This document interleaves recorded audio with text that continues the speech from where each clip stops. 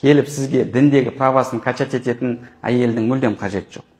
Ол мейлі орамалда болсын, ол мейлі Құран жаттаған болсын, ол мейлі басқа болсын, одан да сіздің разылығыңыз дейтін, сіздің ата-анаңызға өзінің ата-анасына қарағандай қарайтын сондай жар іздеңіз. Сол жарда хайыр бар. Егер оның намазы, оның жаттаған Құраны, алған білімі, сол нәрсеге оны тәрбиелемеген болса, сіздің ата-анаңызға құрметпен қарауға тәрбиелемеген болса, онда ода хайыр жоқ. Ода ешқандай жақсылық жоқ. Қазір өкінішке қарай орамалды тағып алған,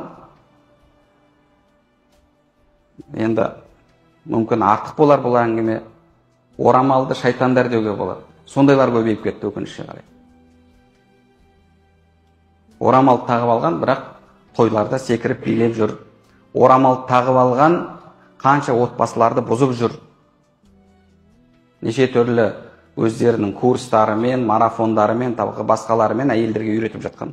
Егер сондайлардың сабағына тойып алған, соны ішіп, жеп, солардың сабақтарын кекірген кезде сол бағанағы марафондарының, әлі курстарын иісі шығып тұрған қыз болатын болса, ол жерден бағанағы екі аяқ киіміңізді қолыңызға алыңыз да қашып кетіңіз. Неге? Өйткені олар нені үйретіп жатыр? Сенің жеке пространствоң, сенің жеке құқығың, сенің самооценкаң, сенің анау, сенің мынау күйеуің алдында сен анаға міндетті емессің, мынаға міндетті емессің.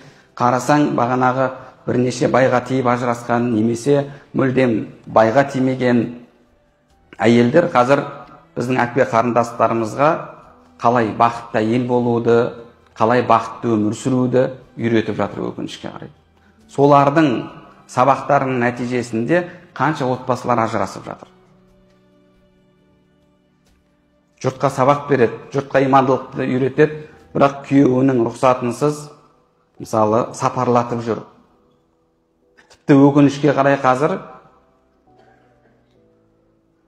махрамсыз менімен бірге умраға жүріңдер, менімен бірге қажылыққа жүріңдер деп әйелдерді жинап алып, умраға қажылыққа алып барып жатыр. Сол бағанағы блогерлер, сол бағанағы жас әйел қыздар барып алады да, ол жақта әйтеуір ойы, есіл-дерті контент түсіру, тағы басқа қылу. Өкінішке қарай қазір орамалды осындай орамалына лайық емес әпке қарындастарымыз көбейіп кетті.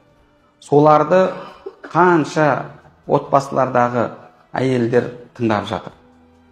Тыңдап алып, кейін күйеуіне келіп провокация етеді.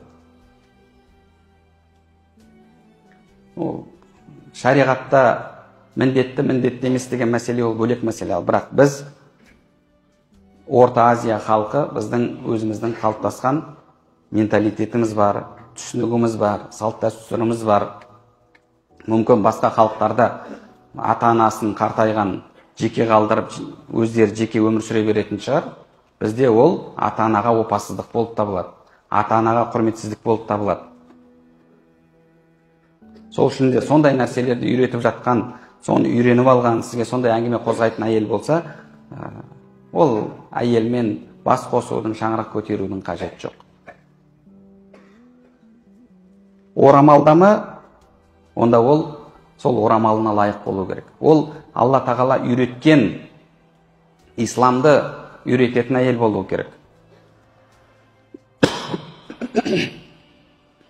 Пайғамбарымыз саллаллаху алейхи вассалам не дейді? إذا صلت المرأة خمسها وصامت شهرها وأطاعت زوجها وحفظت فرجها. Егер әйел дейді 5 уақыт намазын оқыса, оразасын ұстаса, және күйеуіне бағынса, ар-намысын сақтаса,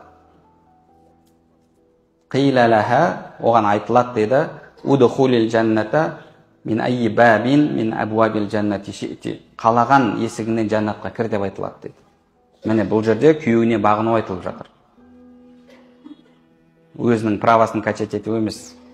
Пайғамбарымыз саллаллаху алейхи уассалам егер адамның адамға сәжде етуіне рұқсат болғанда, күйеуіне сәжде етуге әйеліне бұйырар едім деді. Осы бізге үйретіп жатқан ислам. Егер осы исламды Пайғамбарымыз саллаллаху алейхи уассаламның әйелге қатысты тағылымдарын қабылдайтын әйел болса, онда ол әйел сізге жақсы жары болады, бала шағаңызды дұрыс тәрбиелейді, сіздің ата-анаңызға жақсы мәміледе болады. Ата-анаңыздың разылығын іздейді. Және өзі бүгін қандай келін болса, ертең алдына Алла тағала сондай келін келтіретін ол біліп өмір сүреді. Сондай жар таңдаңыз. Сондай келін таңдаңыз. Балаңызға сол нәрсені үйретіңіз.